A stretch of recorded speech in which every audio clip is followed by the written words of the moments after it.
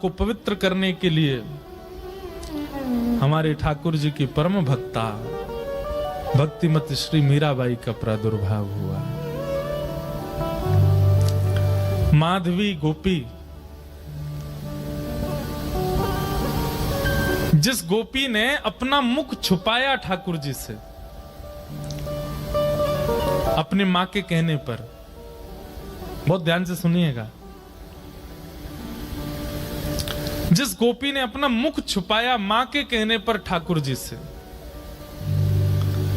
जब उसने ठाकुर जी को देखा तब उसके मन में आया कि अरे मां, विश्व की मां तो बालकों का कल्याण करने वाला पथ दिखाती है, पर आपने मुझे कैसा मार्ग बताया?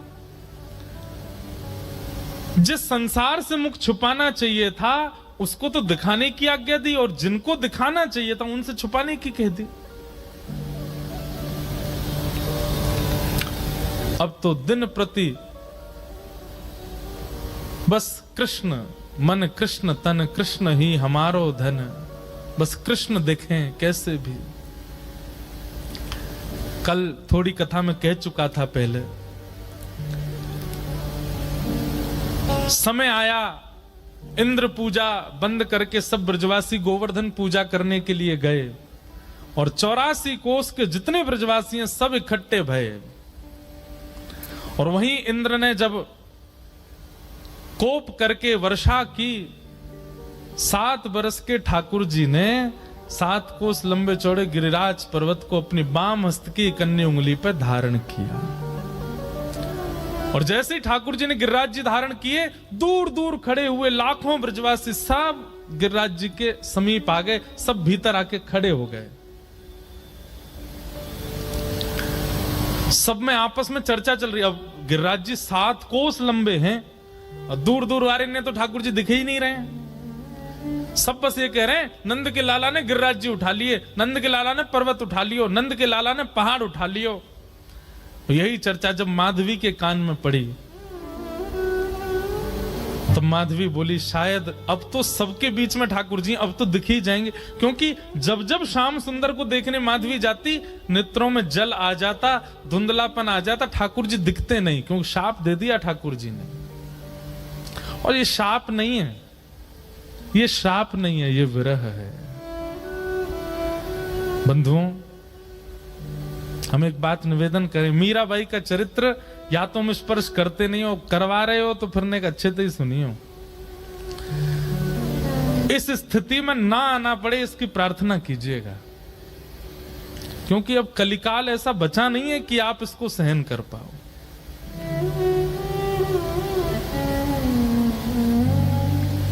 ठाकुर जी दिखते नहीं है मीरा को, माधवी को, लेकिन आज सोचने लगी सबके बीच में ठाकुर जी खड़े, यहां तो मैं छुप के देख ही लूं उनको, शायद दिख जाएं। और अनेक प्रयास करके दूर से जैसे तैसे भीड़ छांटती भई मीरा, माधवी, मीरा उनका कलयुग का नाम, माधवी द्वापर का नाम। माधवी जैसे ही पहुंची, त्रिमंगलली श्याम सुंदर अपने बाम हस्त की कन्नी उंगली के नख पर गिरिराज जी धारण करके खड़े हैं, अपने दाहिने हस्त से मुरली अधर पर रख करके और कोमल उंगलियों से सुंदर बीच बीच में ध्वनि बजा रहे हैं।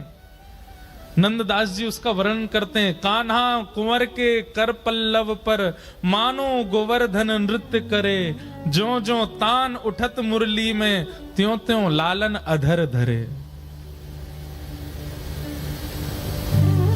मेघ मृदंग मृदंग बजा, मेघ मृदंगी मृदंग बजावे, मेघा को जल यों ज्यों झरे। ग्वाल ताल दैनी को गावे, गायन को जो सुर भरे, देत आशीष सकल ब्रज नारी, नंद दास के तिमिर हरे। कान्हा कुंवर के, ठाकुर जी पता कि महाराज जी, अगर ये नंददास जी को पद देखो, इस पद के अनुसार, बहुत ध्यान से सुनना, हमारे श्री गिरधर लाल जी ऐसे खड़े, ऐसे नहीं, ऐसे, उनके ये चारों भुजाएं ऊपर हैं। तब हमें एक वैष्णव ने बताया, बोले ठाकुर जी कैसे कर रहे हैं पता है, सब ब्रजवासी खड़े हैं और श्री गिरिराज जी ठाकुर जी से कह रहे हैं हे जय जय, मेरा स्वरूप इतना विशाल है कि मैं महाराष्ट्र में तो आना पाऊंगा, लेकिन आपके हस्तकमल और मेरे हस्तकमल मिले ने, ये 7 दिना तक मेरे संग रास ही कर लो। ठाकुर जी गिरिराज जी के संग रास कर रहे हैं, तो कभी ठाकुर जी ऐसे रहते हैं और फिर नेक ऐसे उछाल के फिर ऐसे ले लें, फिर ऐसे ले लें, फिर ऐसे ले लें, फिर यूं कर लें, कभी यूं कर लें, कभी ऐसे कर लें, मानो बार बार अपनी उंगलियों पे नर्तन करवा रहे हैं श्री गिरिराज जी को ठाकुर जी। अद्भुत छवि है। तभी माधवी पहुंची। जैसे ही ठाकुर जी के समीप पहुंची है, उस स्थान पर पहुंची जहां ठाकुर जी खड़े हैं, जैसे ही नेत्र भर के ठाकुर जी को देखने का प्रयास किया, जल भर आया नेत्रों में। मानो जैसे कोई धुंध आ गई हो, खूब मीड़ रही है, अपनी आंखों को मीड़ मीड़ के लाल कर लिए हैं, लेकिन ठाकुर जी दिख नहीं रहे हैं। आज पीड़ा असहनीय हो गई माधवी की। अर्धरात्रि का समय ठाकुर जी के चरणों से लिपट गई और बोली, मैंने इतना बड़ा अपराध किया कि आप मुझे दिख ही नहीं रहे हो। हे श्याम सुंदर, अब पीड़ा मत दो, अब दिख जाइए, एक क्षण दिख जाइए, आप दिखें और मैं प्राण त्यागूं, बस मुझे और कुछ नहीं चाहिए। ठाकुर जी बोले, माधवी तेने मुझको अपना रूप नहीं दिखायो। माधवी बोली, देख लो, मैं सामने खड़ी हूं, अब देख लो मेरे नेत्र, मेरे मुखमंडल को देख लो, जैसे चाहो देख लो, पर मेरे ऊपर तो ये जो दोष है ये हटाओ, मुंह को देखन दो आपको। ठाकुर जी बोले, अब तो माधवी ये पीड़ा तुमको ने सहनी पड़ेगी, क्योंकि वस्तु का मूल्य तब चित्त में ज्यादा बढ़ता है जब वह वस्तु समीप हो पर मिले ना। और प्रेम लक्षणा भक्ति में जितना विरह होगा, जितनी व्याकुलता होगी, जितनी तड़प होगी, उतना वह प्रेम पुलकित होगा, उतना वह प्रेम लक्षणा भक्ति का इत्र महकेगा और दूसरों को महकाएगा। मैं चाहूं आगामी कलिकाल में लोगन के चित्त में श्रद्धा होगी, विश्वास होगो, लेकिन प्रेम नहीं होएगो। उनके चित्त में प्रेम प्रकट करवे के काजे मैं तो नहीं आऊंगो, तो को भेजूंगो। और वाक्य काजे तोए या जन्म में मेरे रूप के दर्शन को त्याग करना पड़ेगो, थोड़ो सहनो पड़ेगो। मीराबाई ने सहा है हमें और आपको प्रेम देने के लिए।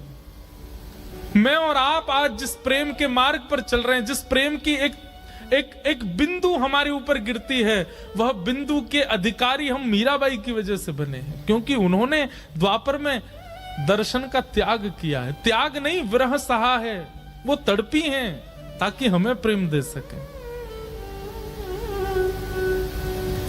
माधवी बोली, मुझे बस अवधि बता दीजिए, कम से कम एक अवधि पता होगी तो मैं उस अवधि के सहारे रह लूंगी कि इतना समय लगेगा आपके दर्शन में। एक अवधि बता दो, 10 वर्ष, 50 वर्ष, कितने वर्ष लगेंगे। अवधि सुनकर के तो माधवी गिर पड़ी, रोने लगी। ठाकुर जी बोले, एक युग।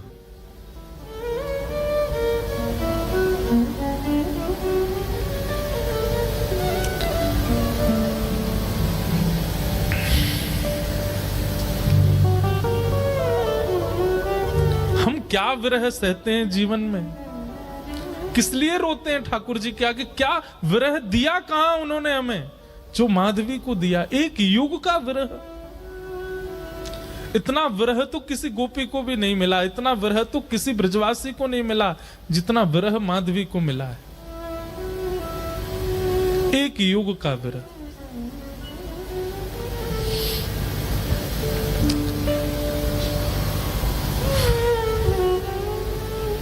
लेकिन क्या करे, प्रतीक्षा के अलावा और कुछ नहीं है जीवन में। चरणों में रोती हुई माधवी जाने लगी। और एक वैष्णव का स्वरूप नहीं है आत्म दाह करना, चाहे तो त्याग दे शरीर, लेकिन नहीं।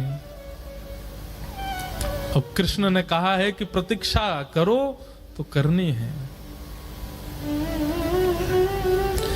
वो प्रतीक्षा के ही शब्द हैं जो मीराबाई लिखती हैं, जो शब्द हमारे हृदय को विदीर्ण करके भीतर प्रवेश कर जाते हैं। वो शब्द किसी 2, 4, 10 वर्ष की प्रेमिका के नहीं है, एक युग की प्रतीक्षा करने वाली प्रेमिका के शब्द हैं।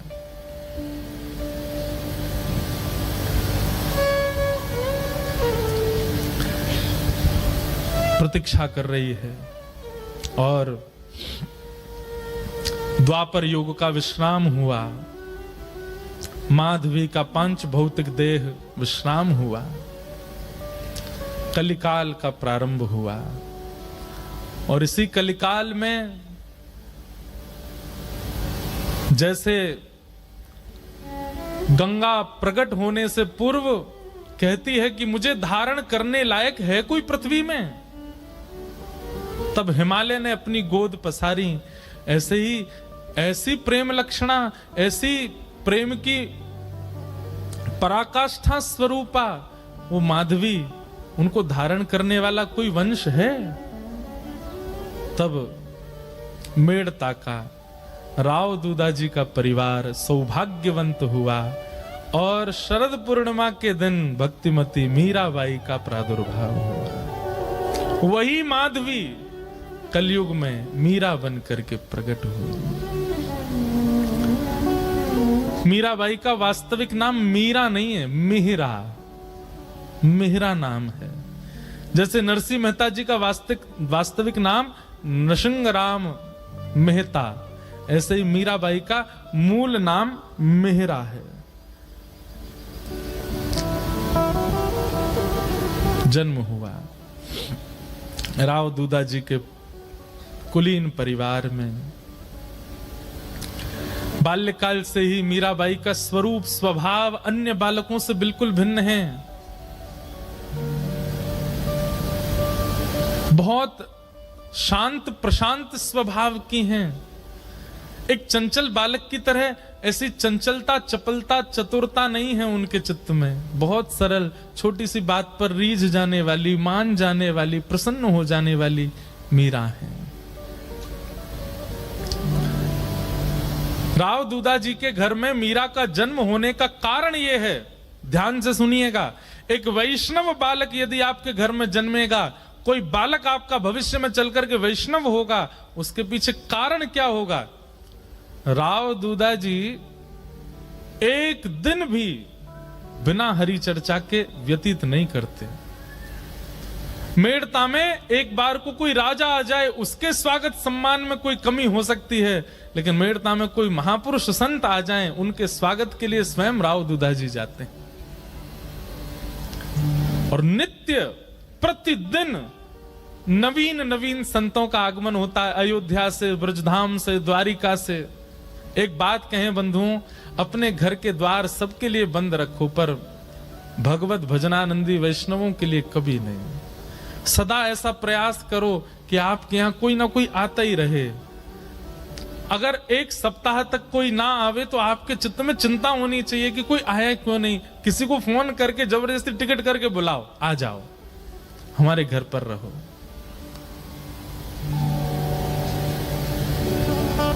उनके भजन के जीवाणु घर में होते हैं, उसी से ही बालकों में भक्ति भाव प्रकट होता है। मीरा को ऐसे ही नहीं भेज दिया है राव दूदाजी के यहां, क्योंकि उनके यहां नित्य सत्संग होता है।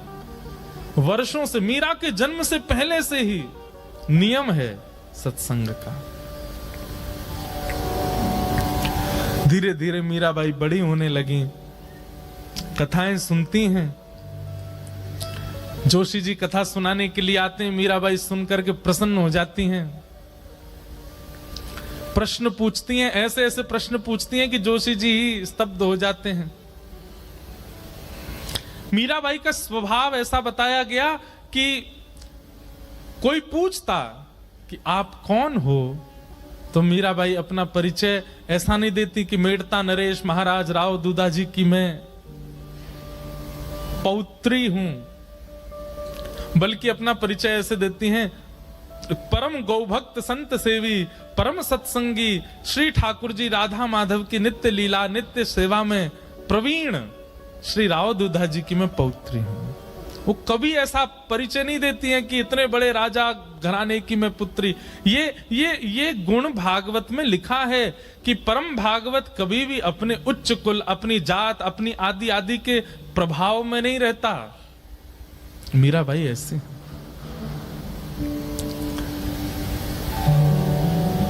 भक्ति के लक्षण तो बचपन से ही हैं।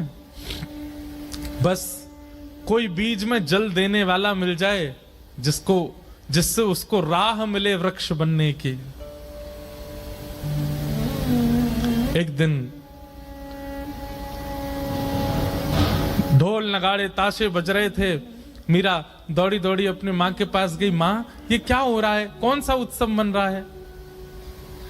तो मां ने कहा, मीरा, ये बारात जा रही है, एक लाली का ब्याह हो रहा है, उसका पति जा रहा है अपने परिवार के साथ नाचता गाता हुआ, ब्याह करके उसको अपने घर ले जाएगा। मीरा कहती है, ऐसे दुल्हा सबके लिए आते हैं? बोले हाँ, सब कन्या का ब्याह होता, सबके दुल्हा आते हैं। अच्छा, तो मां मेरा भी ब्याह होगा? हाँ, तेरा भी ब्याह होगा। जैसे तेरे बापू सा हैं, ऐसे ही तू भी ब्याह करेगी और फिर तेरे बालक भी उनको बापू बोलेंगे और तू उनकी मां होगी, तेरा भी ब्याह होगा। मीरा सोच में है और कहती है, मेरे बींद कौन होंगे फिर? मेरा ब्याह किससे होगा? कौन होंगे मेरे बींद? छोटी सी कन्या ऐसे सवाल पूछे तो मां तो उसको मजाक में ले लेती है। अरे मीरा, ये कोई समय है, अभी थोड़ी बड़ी तो हो जा। कभी और कार्य में लगते हैं, कभी और मीरा की तो वो चिंता का विषय हो गया कि मेरे बींद हैं कौन और वो कब आएंगे मुझे लेने। बार बार बस यही पूछती है, मेरा किससे ब्याह होगा, मेरा किससे ब्याह होगा, मेरे बींद कौन है। एक दिन हार के मां ने मीरा को गोद में लिया, पूरे दिन चिल्लाती रहती है, ये तेरे बैठे कमरे में मुरली हाथ में लिए, त्रिभंग लली, ये जो स्वरूप है, ये गिरधर, यही है तेरे बींद।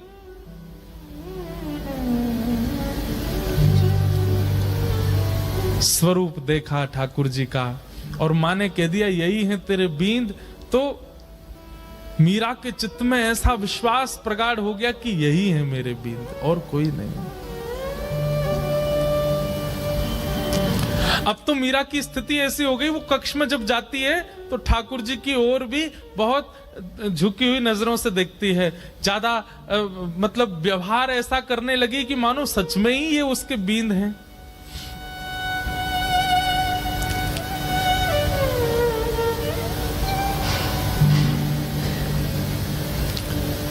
संतों से कथा सुनती है और चित्त में ठाकुर जी के प्रति संबंध का प्रगाढ़ विश्वास कर चुकी मीराबाई धीरे धीरे प्रेम लक्षण भक्ति में प्रकट होने लगी।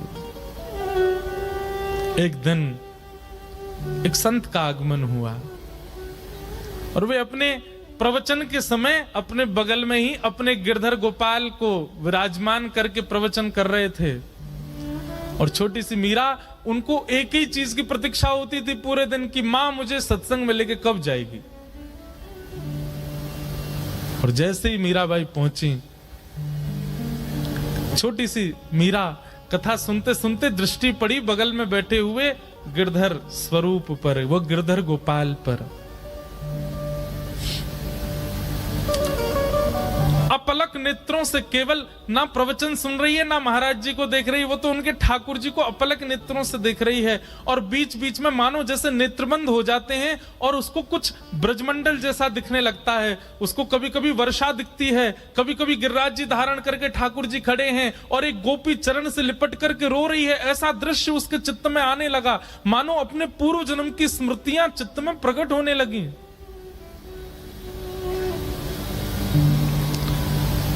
ठाकुर जी ने माधवी से कहा था, एक संत के माध्यम से मैं तेरे पास आऊंगा। और मेरी खूब सेवा करना। माधवी को थोड़ी थोड़ी स्मृति आ गई, मीरा को, और जैसी स्मृति पूर्ण हुई, कथा विश्राम हुई, नेत्र लाल हैं, अश्रु गिर रहे हैं नेत्रों से, और अपनी मां को पकड़ के कहती है, मां ये कौन है? मां कहती है, ये महात्मा है, कथा सुना रहे हैं, साधु जी हैं। नहीं, ये नहीं, इनके बगल में जो बैठे हैं वो कौन है? ये तो इनके ठाकुर जी हैं। हाँ, तो मेरे बींद ना, आपने कहा था ना मेरे बींद, वही है ना ये? हंस गई मां, अरे मीरा, हाँ वही हैं। तो मेरे बींद आ तो गए मां, अब मेरा ब्याह करा दो। अरे अभी तेरी उम्र नहीं है मीरा, तो मैं बड़ी हो जाऊं तब करा देना, पर तब तक मेरे बींद को घर में ही रख लो, मैं इनको पास में रख लूं अपने। बालपन की वो बातें सबको नहीं भाती हैं। प्रणाम करने के लिए मंच पर जब गई, मीरा के नेत्र सजल। महाराज जी ने पूछ लिया, अरे बिटिया क्यों रोती है? मीरा कहती है, ये मेरे हैं, ये आपके साथ आए हैं, इन्होंने मुझे वचन दिया था ये एक साधु के साथ आएंगे, ये मेरे हैं, आप इनको मुझे दे दीजिए।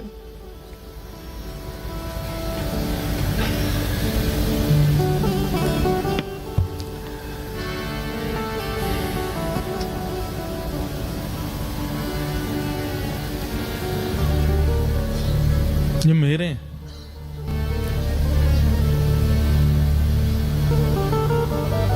कोई अपने ठाकुर कैसे दे सकता है किसी को?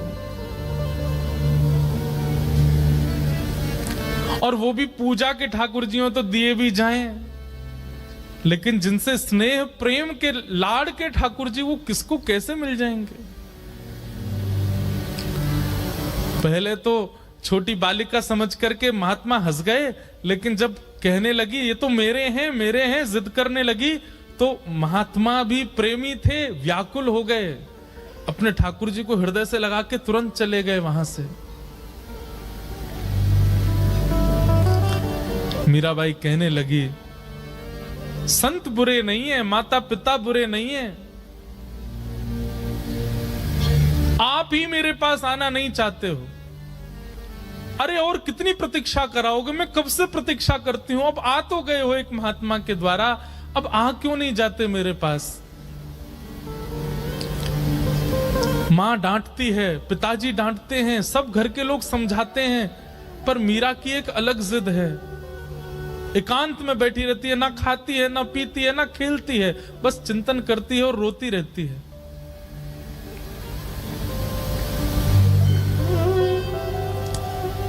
प्रतिज्ञा ले ली, मैं अन्न नहीं खाऊंगी। अब मैं प्रयास नहीं करूंगी कि आप आओ मेरे पास, मैं प्रयास नहीं करूंगी कि मैं आपको लाऊं, आपको खुद आना पड़ेगा, मेरी प्रतीक्षा बहुत हो चुकी है।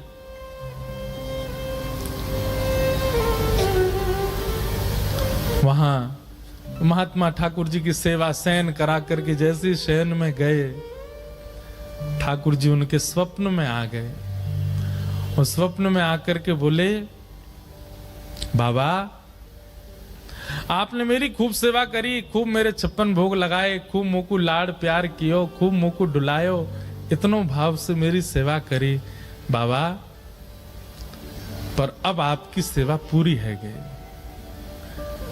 जो बालिका आज कथा में आई, मैंने वाकु वचन दियो है कि मैं आपके माध्यम से आऊंगा, आप उनको जाए के मुंह को दे दो। अब जब ठाकुर जी ही स्वयं आज्ञा कर दें तो फिर कोई कैसे मना करे? रात्रि, अर्धरात्रि का समय, महात्मा उठे, अपने ठाकुर जी को हृदय से लगा के खूब रोए, जय जय, मेरी सेवा में कोई कमी रह गई? नहीं नहीं, कोई कमी नहीं बाबा, मैं तो बहुत प्रसन्न हूं, पर अब कछु दिना आप एकांत में भजन करो, फिर मेरी प्राप्ति हो जाएगी। अब आप तो चले जाओगे, फिर मेरी सेवा कौन करेगा? या हमारे सेवा विस्तार के लिए वह कन्या को मोह दे दो। और अर्धरात्रि का समय, नन्ही सी मीरा अनशन व्रत पर मानो बैठी हो, और महात्मा पहुंच गए। ले मीरा है गिरधर तेरा, ले मीरा है गिरधर तेरा। अपने ठाकुर जी को लेकर के गए, सेवा बड़े भाव ते करियो, सेवा बड़े भाव ते करियो, रखियो नने नाने रा हो, रखियो ने नाने रा, बेटी ले मीरा है गिरधर तेरा, ले मीरा ले गिरधर तेरा। मीरा के चित्त में पीड़ा भी हो रही है और वो नाच भी रही है। नाच इसलिए रही है कि आज मानो जैसे वर्षों और युगों का विरह समाप्त होगा, पर पीड़ा इस बात की है कि मैं एक वैष्णव की सेवा ले रही हूं। उन महात्मा के नेत्रों के आंसू मीरा को बहुत, ये एक वैष्णव का स्वरूप हो जाता है। वो स्वयं पीड़ा में रहना मंजूर रखता है, पर अन्य किसी वैष्णव की पीड़ा देख नहीं पाता।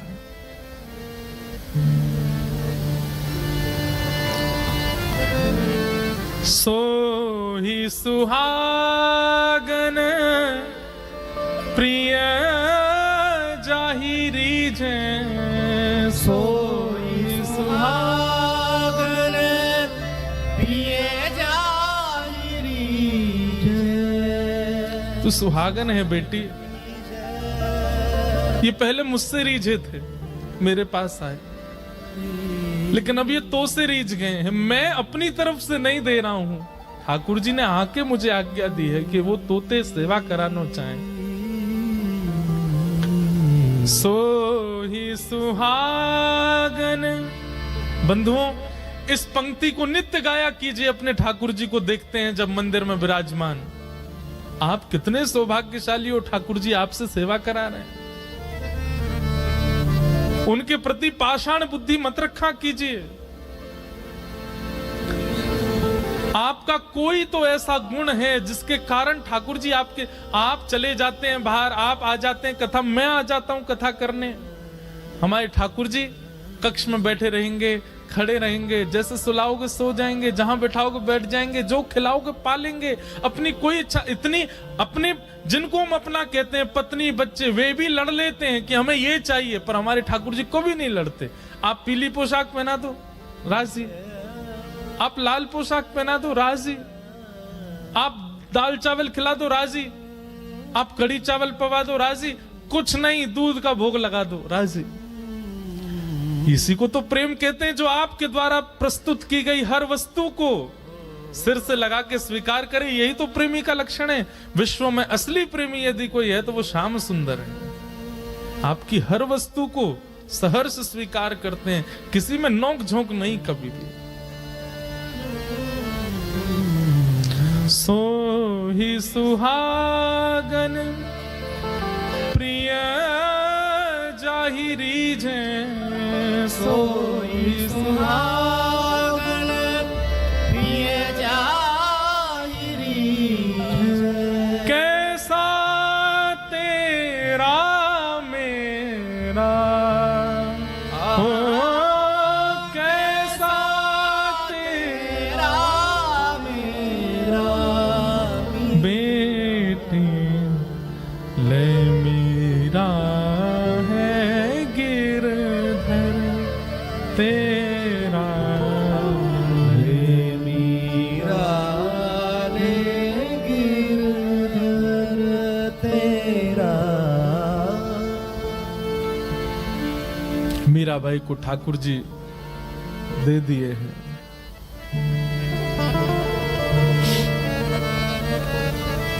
चले गए महात्मा। ये ठाकुर जी का नियम है बंधुओं।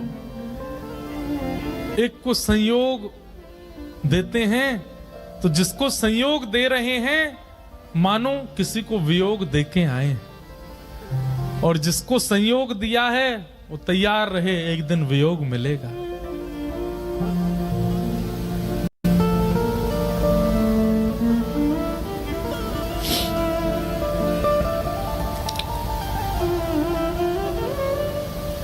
इसीलिए हमारे अष्ट सखा कहते हैं,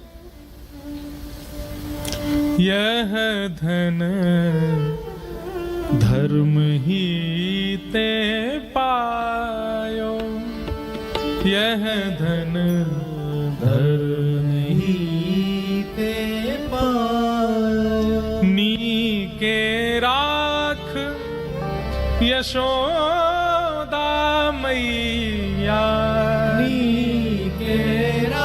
हम सब यशोदा हैं, यशोदा मैया, नारायण घर आयो, नारायण घर आयो, यह धन धर्म ही ते पायो। अब तो मीरा बस आनंद में रहती है, प्रसन्न रहती है, झूमती रहती है, मानो अब इससे बड़ा सुख उनके जीवन में और कुछ नहीं है, आनंद है। और तभी मैं बहुत सूक्ष्म सूक्ष्म मुख्य मुख्य भाव सुना रहा हूं। बस एक अवस्था हो गई मीराबाई की, प्रेम तो चित्त में खूब है, परंतु एक संकट का एक मानो बादल मंडरा रहा था मीराबाई के ऊपर। क्यों? अब मां, पिता, घर के सब बड़े सदस्य और राव दूदाजी तो पधार चुके हैं। मीरा बहुत रोई जब दादाजी गए, क्योंकि वही थे जो भक्ति मार्ग में लेके आए मीरा को। संकट इस बात का है कि अब सब चर्चा करते हैं कि मीरा का ब्याह करो। एक दिन मीरा अपनी मां से लड़ने लगी, मां आप मेरा किससे ब्याह कर रही हैं? अरे मेवाड़ के राजा, मेवाड़ के राजकुमार राजा भोज,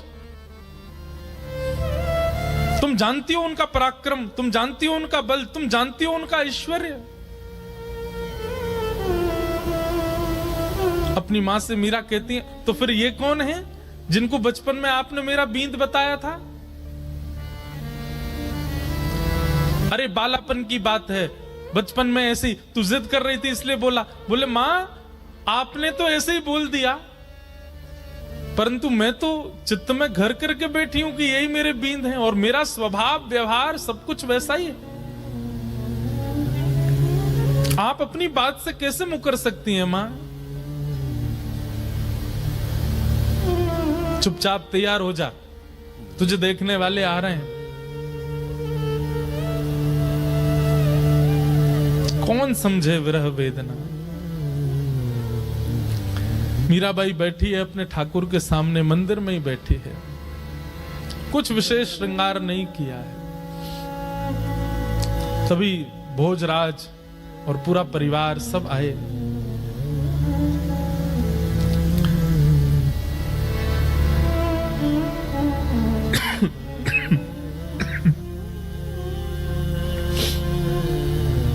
इच्छा प्रकट की कि एकांत में मीरा से बात करना चाहते हैं। मीराबाई बोली, मेरे लिए तो एकांत मेरे ठाकुर जी का स्थान है, जो बात करनी यहीं बैठ के कर लो। सब चर्चा हुई, मीराबाई ने स्पष्ट कर दिया, एक पत्नी जो धर्म का निर्वहन करती है, अगर वो अपेक्षा आप मुझसे रखते हैं और मुझसे ब्याह करना चाहते हैं, तो मैं पहले ही आपको स्पष्ट कर दूं कि मैं उन सब धर्म के निर्वहन में बिल्कुल अपूर्ण हूं, मैं नहीं कर पाऊंगी।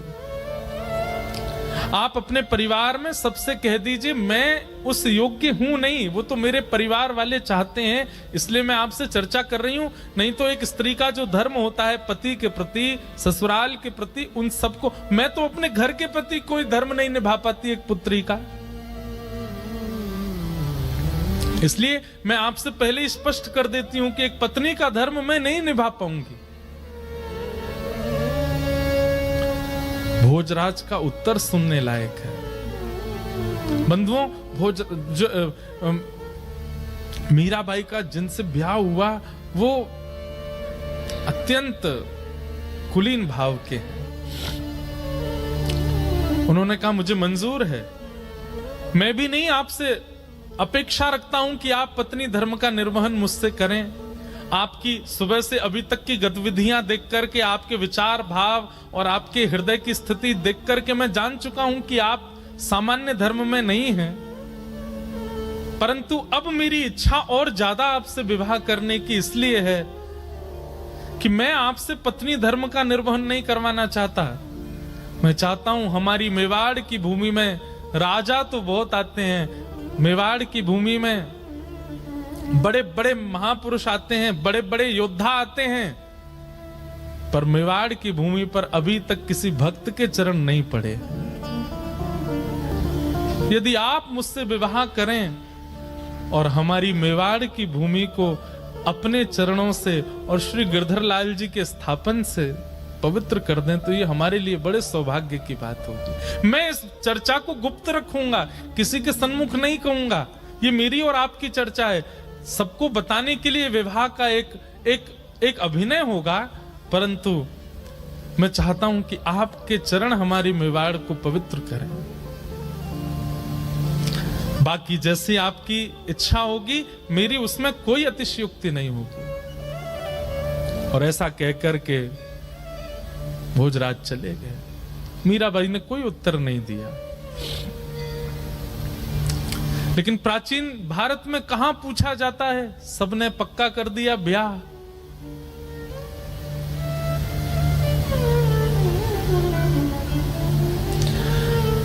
मीराबाई एक संत से जाके कहती है कि कभी अगर हृदय में बहुत वेदना होती हो और अपने प्रियतम को बतानी हो तो उसके लिए कोई उपाय है? तब एक संत ने कहा तुम पत्र लिखा करो और वृंदावन जाने वाले किसी व्यक्ति के हाथ वो पत्र भेज दिया करो।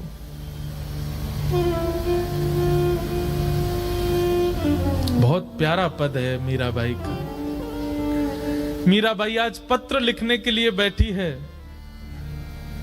और पूरे कक्ष में केवल खाली पत्र पड़े हैं, लिख नहीं पा रही है।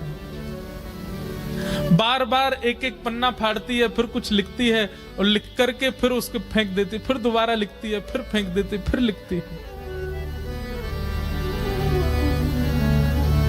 किसी ने आकर के कहा मीरा ये क्या करती है तू, इतने पत्र पड़े, ये सब क्या है?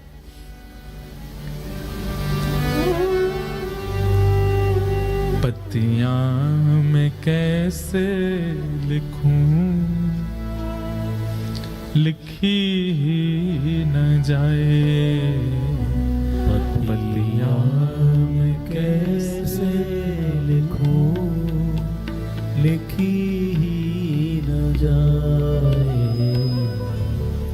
पत्तियां मैं कैसे लिखूं, लिखी ही न जाए। पत्तियां मैं कैसे लिखूं, लिखी ही न जाए। क्यों? कलम धरत मेरो कर कांपत है। कलम धरत मेरो कर कांपत है। कलम धरत मेरो कर कांपत है। कलम धरत मेरो कर कांपत है। मीराबाई कहती है मैं लिखने के लिए बैठती हूं, पहले तो शब्द याद नहीं आते और जैसे तैसे अपनी स्थिति। बंधुओं, एक बात याद रखिएगा, विरह की स्थिति शब्द बयां नहीं कर सकते। वो शब्द नहीं बता सकते कि आपकी स्थिति कैसी है। आप कितना भी प्रयास कीजिए बोलने का, बताने का, नहीं बता पाओगे, क्योंकि विरह प्रेम शब्द की इतनी क्षमता नहीं कि वो आपका विरह प्रेम प्रकट कर सके। लेकिन मीराबाई कहती है जैसे तैसे मैं लिखने का प्रयास भी करती हूं। कलम धरत मेरो कर कांपत है, कलम धरत मेरो कर कांपत है। नैन रहे हैं झराए, हो नैन रहे हैं झराए। और जैसे तैसे लिख भी देती हूं तो इतने नेत्रों से अश्रु गिरते हैं कि जो लिखा सब बह जाता है। पत्तियां मैं कैसे लिखूं, लिखी ही न जाए। पत्तियां मैं कैसे लिखूं, लिखी न जाए। पत्तियां मैं कैसे लिखूं, लिखी ही न जाए। पत्तियां मैं कैसे लिखूं, लिखी न जाए।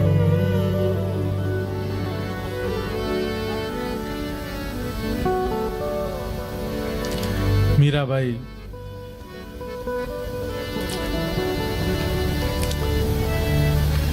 बस स्मरण करती हैं, वृंदावन की दिशा की ओर देखती रहती हैं। अभी भी विरह समाप्त नहीं हुआ है। घड़ी आई विवाह की, पूरा मेड़ता सजा है, परंतु होने वाली दुल्हन, उसके मुख पर बिल्कुल प्रसन्नता नहीं। मीराबाई ठाकुर जी के सामने बैठकर के केवल इतनी प्रार्थना करती है, मैं देह और आत्मा को अलग मानती हूं। मैं जानती हूं देह की क्रिया आप स्वीकार नहीं करते। देह भले ही कोई और वर्ण करके ले जाए, कम से कम आत्मा आपकी है, ये स्वीकार करके मुझे कैसे भी बता दीजिए कि आपने मुझे स्वीकार कर लिया। मुझे और कुछ नहीं चाहिए। अन्य से देह का विवाह हो, उससे पहले पहले आत्मा का आपसे विवाह हो जाए। हे ठाकुर जी, मैं और कुछ नहीं मांगती आपसे।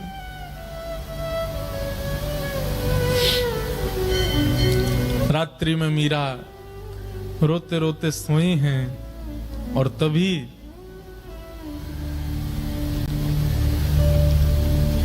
स्वप्न में श्री ठाकुर जी पधारे और मीराबाई के साथ स्वप्न में ही विवाह संपन्न हो गया।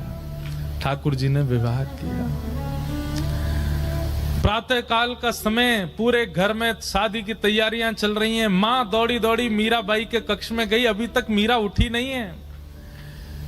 जैसे ही भवन में प्रवेश करके भीतर देखा,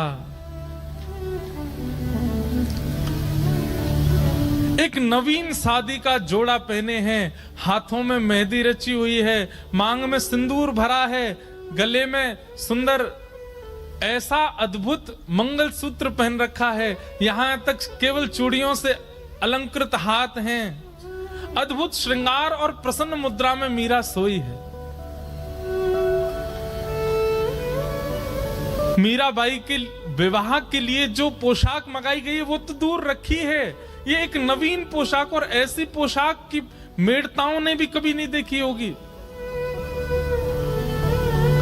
मां ने तुरंत मीराबाई को उठाया, उठा करके पूछा, मीरा जल्दी उठ, ये सब क्या करके बैठी है? तेरे मांग में सिंदूर, गले में मंगलसूत्र, हाथ रचे हुए, ये इतने सुंदर तूने जोड़ा, ये क्या करके आई है? कहां से लेके आई है सब?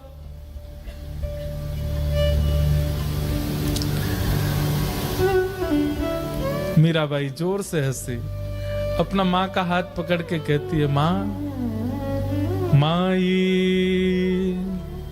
सपनानु वरना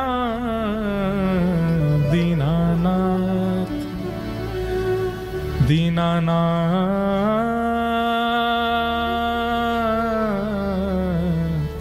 दीनानाथ। माई कल मेरा ब्याह हो गया। किससे ब्याह हुआ? बोले मेरे गिरधर लाल। मां मैं आपको कैसे वर्णन करूं? आप जो व्यवस्थाएं कर रहे हैं ना, ये सब फीकी हैं उस व्यवस्था के आगे। ऐसा सुंदर, ऐसे सुंदर पुष्प लगे थे, ऐसे सुंदर दावत बनी थी, ऐसे सुंदर सुंदर घोड़े हाथी सब आए थे। क्या बात बनाती? कब हुआ तेरा ब्याह? किसने देखा तेरा ब्याह? मीरा कहती है, एक ने देखा हो, दो ने देखा हो तो कहूं 56 कोटा जना पधार्या, दुल्हो श्री ब्रजनाथ,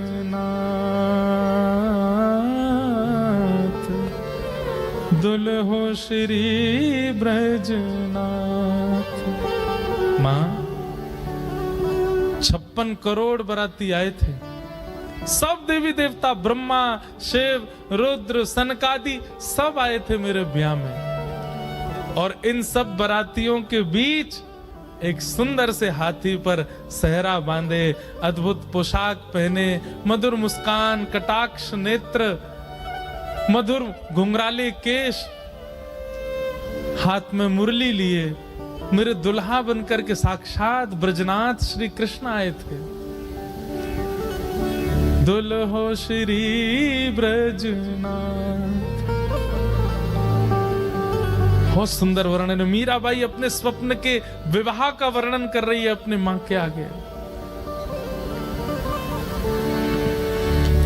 किसने हमारा कन्यादान किया, हमारे फेरे कैसे पड़े, उन्होंने मेरे गले में कैसे मंगलसूत्र पहनाया, दावत कैसे हुई, एक एक चीज का वर्णन कर रही है मीरा। और मां इधर से उधर जा रही है, सिर पीट रही है, रो रही है। ये क्या बातें कर रही है मीरा तू? लेकिन कौन समझे मीरा को? मीराबाई हंसने लगी और कहने लगी, मां मेरा ब्याह हो गया। मां तुरंत भीतर गई, घड़े में जल भर के लाई और ला करके मीरा के मांग का सिंदूर पोंछने लगी। मीरा कहती हैं, अब चाहे जो कर लो मां, ये देह चाहे जिसको दे दो, पर आत्मा को तो स्वीकार कर लिया है श्याम सुंदर ने। अब मैं राजी राजी चली जाऊंगी, जहां भेजोगी, मुझे अब परवाह नहीं। मैं जिनकी हूं उन्होंने मुझे स्वीकार कर लिया है। कितनी पीड़ादायी बात है। मीराबाई का पुनः श्रृंगार किया गया और फिर मंडप में ले जाया गया।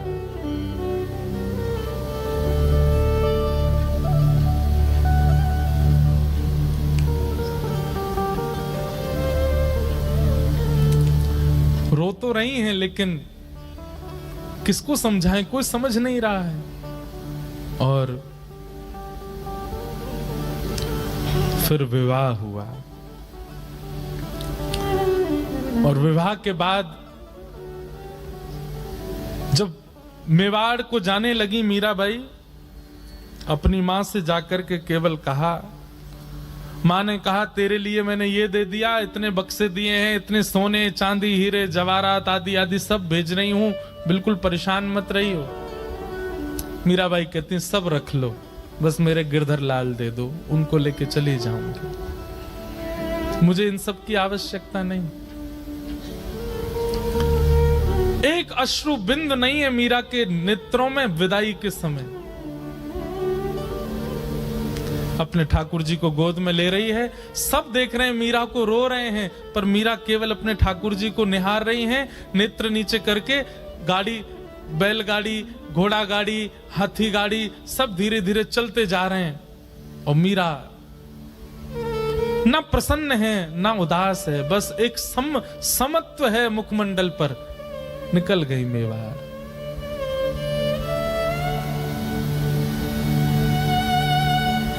मीरा का प्रेम कौन कह सकता है? इस तुच्छ मुख से कितना कहें उनका प्रेम। केवल त्याग है पूरे जीवन में और कुछ नहीं। आ गई, विवाह हो गया। विवाह के बाद उनके पति अनुकूल थे, उनके पूजा में कभी विक्षेप नहीं होने देते थे। लेकिन ठाकुर जी की पता नहीं कैसी लीला है कि जो अनुकूल होता है भक्ति में उसको दूर कर देते हैं। और एक दिन आगरा के युद्ध में पूरे परिवार में केवल मीरा का संग देने वाले उनके पति, उनको इतने बाण लगे कि वे मरणासन अवस्था में आ गए। मरणासन अवस्था में जब लाया गया, वैद्य ने लेप करके उनको जब कक्ष में लिटाया, मीरा दूर खड़ी खड़ी देख रही है और एक मित्र के भांति दोनों चर्चा करते हैं। लेकिन भोजराज मीरा के प्रति गुरु का भाव रखते हैं। भोजराज कहते हैं, मैंने आपका स्पर्श कन्यादान के समय किया था, आपके हस्त कमल का, परंतु अब मुझे लगता है मेरा अंत समीप है, उससे पूर्व मैं एक बार आपका स्पर्श करना चाहता हूं। मीराबाई कुछ नहीं बोली। तो भोजराज कहते हैं, मैं एक बार केवल आपके श्री चरणों का स्पर्श करना चाहता हूं।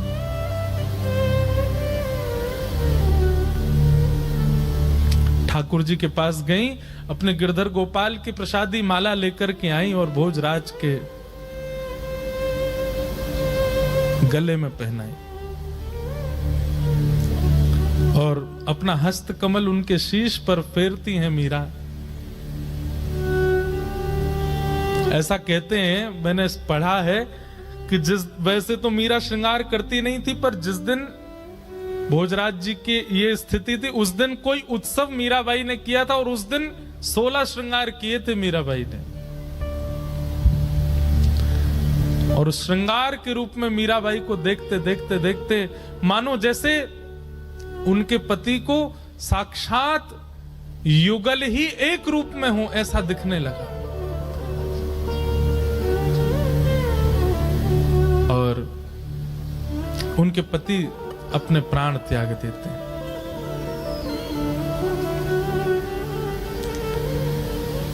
अब पूरे मेवाड़ में एक भी व्यक्ति मीराबाई के पक्ष का नहीं है। ऐसा सुनने में आता, उनके ससुर जी भी पक्ष में थे, वे भी चले गए और कोई पक्ष का नहीं है, सब विपक्षी हैं।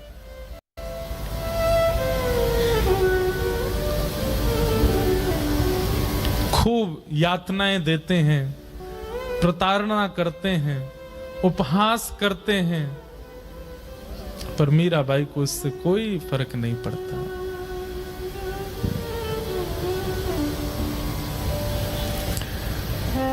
एक बार जब वैद्य को विष बना करके देना पड़ा और मीराबाई चरणामृत समझ के पी गई, कुछ हुआ नहीं, तब उसी वैद्य को 2 बूंद पिला दी गई राणा के द्वारा, मर गया वो वैद्य। तब मीराबाई के चित्त को क्षोभ हुआ कि मुझ तक पीड़ा रहे मैं सह लूं, पर मेरे अलावा किसी और को मिले ये मैं सहन नहीं कर सकती। गोस्वामी तुलसीदास जी को पत्र लिख करके मीराबाई ने अब पूछा, क्या करूं? तब गोस्वामी जी ने आज्ञा की कि अब ऐसों का त्याग करो जो हरि विमुख है। और मीराबाई मेवाड़ से अभी वृंदावन नहीं गई, मेड़ता गई, और फिर मेड़ता से वृंदावन मीराबाई बहुत विलंब से गए, क्योंकि वृंदावन उनके रोम रोम में बसता है, वृंदावन उनके हृदय में बसता है, वृंदावन उनके चित्त में बसता है। आगे लीला में मीराबाई वृंदावन गई और फिर वृंदावन में कैसे उनको निकुंज का, रास का दर्शन हुआ, वो सब लीला हम सुनेंगे। आइए मीराबाई के सुंदर भाव को यहीं विश्राम देते हैं और फिर आगे का प्रसंग हम सुनेंगे। गिरधर जन्म मरण रासात गिरधर